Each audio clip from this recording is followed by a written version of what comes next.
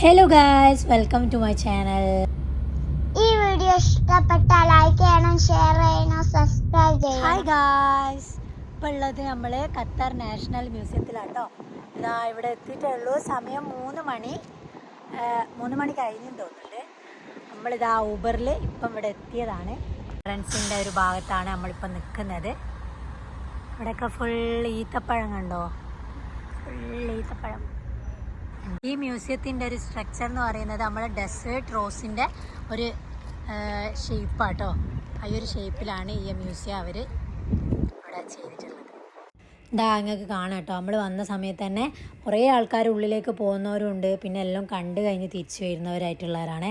ഇതൊക്കെ ടൂറിസ്റ്റേഴ്സാണെന്ന് തോന്നുന്നുണ്ട്. കുറേ വലിയ മറ്റേ ബസ്സിലൊക്കെ വന്നിട്ട് കുറേ ആൾക്കാർ ഇറങ്ങുന്നത് കണ്ടിട്ടുണ്ടായിരുന്നു. അങ്ങനെ എന്തായാലും നമുക്ക് ഇതിൻ്റെ ഉള്ളിലേക്ക് കയറി നോക്കാം. ഖത്തറിൽ നമ്മൾ അത്യാവശ്യം കുറേ മ്യൂസിയങ്ങളുണ്ട്. അപ്പോൾ ഇതാണ് ഏറ്റവും വലിയ ഒരു മ്യൂസിയം ഈ കൺട്രിയിലുള്ളത്. പിന്നെ നമുക്കിതിൻ്റെ ഉള്ളിൽ കുറേ ഹിസ്റ്റോറിക്കലായിട്ടുള്ള കുറേ സംഭവങ്ങൾ കാണാം മ്യൂസിയത്തിൻ്റെ ഉള്ളിൽ.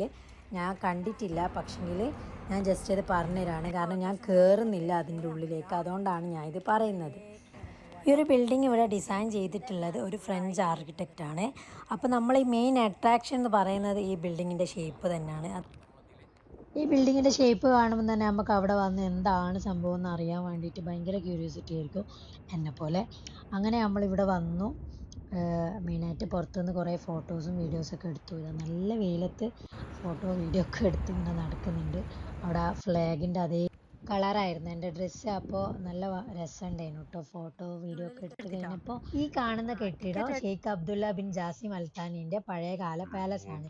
ഇപ്പോഴും അത് അവരിവിടെ നല്ല രീതിയിൽ നിലനിർത്തി കൊണ്ടുപോകുന്നുണ്ട്. പക്ഷേ ഇതിൻ്റെ ഉള്ളിലെല്ലാം ഫുള്ള് ശൂന്യം കേട്ടോ, കാണാനൊന്നുമില്ല. ബിൽഡിങ്ങുകളുടെ ഭംഗി കണ്ടിട്ട് നമുക്ക് നടക്കാം, പിന്നെ ഫോട്ടോസൊക്കെ എടുക്കാനും നല്ല ഭംഗിയുള്ള സ്ഥലമാണ്.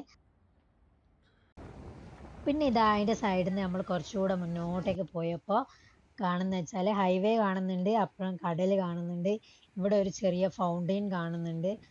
അങ്ങനെ ഇവിടെ കുറച്ച് നേരം സ്പെൻഡ് ചെയ്ത് പിന്നെ നല്ല പൊരുവെയിലായതുകൊണ്ട് തന്നെ നമ്മൾ എന്താക്കി ഇവിടുന്ന് വേഗം ലീവ് ചെയ്യാനുള്ള പരിപാടിയായിരുന്നു. അങ്ങനെ വേറൊരു എക്സിറ്റ് കൂടെ നമ്മൾ പുറത്തേക്ക് പോയി. അപ്പോൾ എൻ്റെ വേറൊരു വീഡിയോ ആയിട്ട് കാണുന്നത് വരെ എല്ലാവർക്കും ബൈ ബൈ.